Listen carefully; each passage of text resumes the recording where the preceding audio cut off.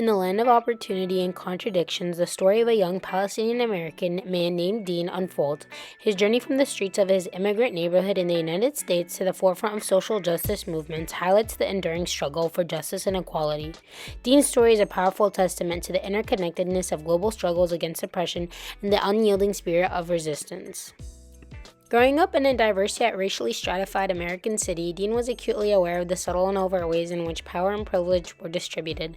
The politics of whiteness dictated every aspect of life, from education to employment opportunities, shaping societal structures that marginalized communities of color, including his own Palestinian American community. From an early age, Dean's parents, who had fled the ongoing genocide in Palestine, instilled in him a strong sense of identity and history. They shared stories of the Nakba and the continued resistance against Israeli occupation, drawing parallel to the systemic injustices faced by people of color communities in the United States. These narratives formed the foundation of Dean's worldview, fostering a deep sense of justice and commitment to activism.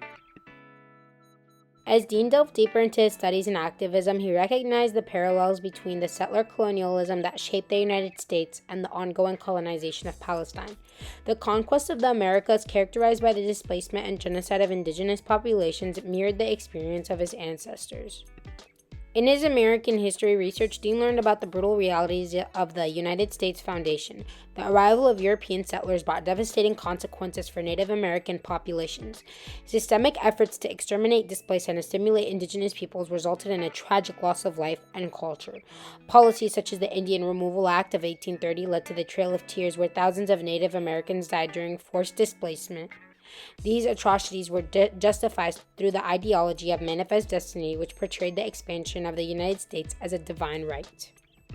Dean drew direct connections between these historical events and the ongoing struggles of indigenous communities, who continue to face high rates of poverty, limited access to education and healthcare, and threats to their land and sovereignty. Society. Similar tactics were also used in each colonial effort. During the 1948 Nakba, or catastrophe, at least 750,000 Palestinians were expelled from their homes, and one way Zionist militias did this was by poisoning wells in the villages. Many Palestinians fled with just the clothes on their back, clutching onto keys for the home they would never return to. In the Americas, about 90% of the indigenous population died from 1492 to 1600, and during the Trail of Tears in the 1800s, colonists forcibly marched about 60,000 indigenous people to a distant reservation, with thousands dying along the way. When you look at what Israel is doing to Gaza today, Jiskiran points out more similarities. What is going through your mind as you're watching the news unfold in Palestine? The kind of warfare that's being waged against Palestinian people in Gaza around the deprivation of water, of food, of fuel. These are the same tactics of starvation, of displacement that were used that allow for the Trail of Tears to happen, for thousands of indigenous peoples to be led by the U.S. Army from their homelands westward in the United States. Similarly, in Palestine, you have thousands of people that are displaced, that become refugees in their own homelands because of the Nakba in order to build Israeli settlements. With such strong parallels between their struggles, many indigenous activists and Palestinians have stood together in solidarity for decades. In 2016, Palestinian activists protested with the Standing Rock Sioux tribe in North Dakota against the Dakota Access Pipeline. Dean also explored the consequences of American territorial expansion beyond the mainland. The annexation of territories such as Puerto Rico, Guam, American Samoa, and the U.S. Virgin Islands extended American influence but did not grant full rights to the residents of these territories. Despite being American citizens or nationals, these individuals lacked full voting rights, representation in Congress, and face economic and social disadvantages. In the urban landscape of his American city, Dean saw firsthand how communities of color were subjugated to the systemic control. Policies of segregation, economic disenfranchisement, and police brutality were everyday realities. These strategies of control were designated to maintain the dominance of predominantly white power structure, echoing the occupation tactics also used against Palestinians. Dean's studies and activism also exposed him to the long history of oppression faced by Black Americans, from the horrors of slavery to the Jim Crow laws that enforced racial segregation. The United States history was built off and marred by systemic racism. The civil rights movement of the 1960s brought significant progress, but also revealed the depth of resistance to change within American power structure. Dean observes that the criminal justice system remains deeply biased against Black Americans. Mass incarceration disproportionately affects Black men, and police violence against Black communities.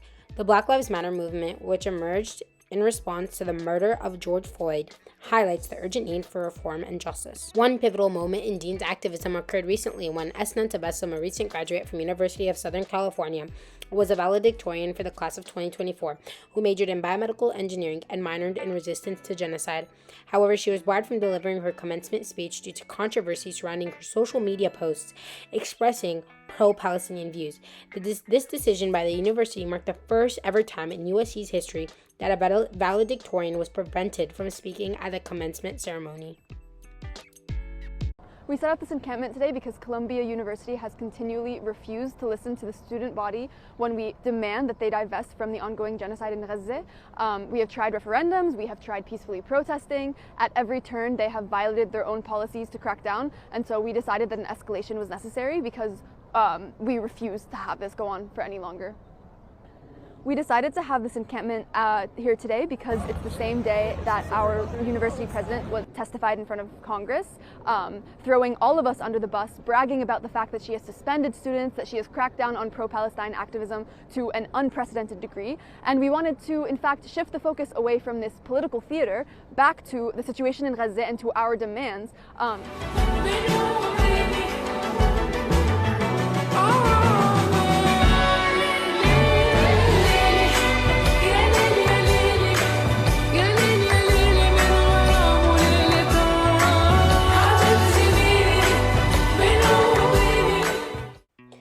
As movements of social justice gained momentum across the United States, Dean found himself at the heart of these upsprings, inspired by historical figures like Martin Luther King Jr.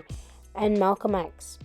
He became a prominent voice in the fight against systemic racism, economic inequality, and environmental injustice.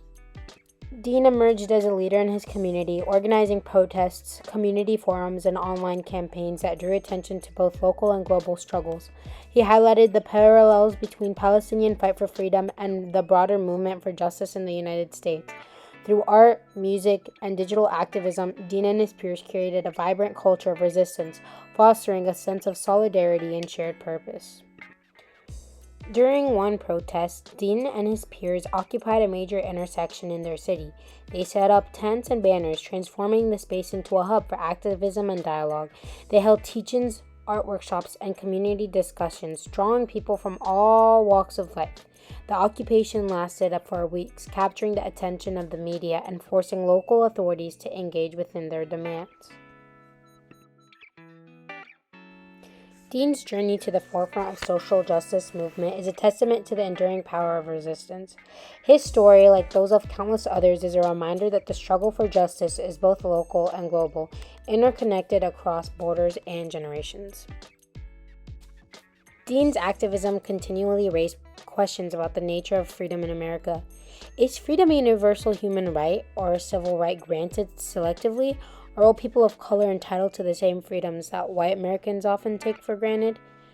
Through his experiences, Dean saw that freedom in America was often conditional, influenced by race, ethnicity, and socioeconomic status.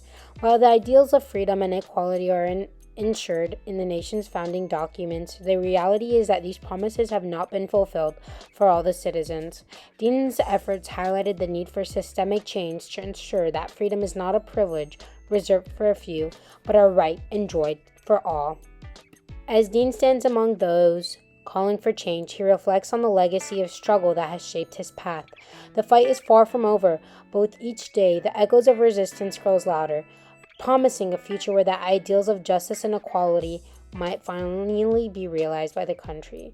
Dean's efforts led to significant changes in his community and beyond, including the establishment of a committee to address racial injustice, increased support for people of color, and a renewed commitment to protecting freedom of speech. His activism also inspired similar movements across the country, showing that the fight for freedom and equality is a continuous journey requiring vigilance and courage from each new generation.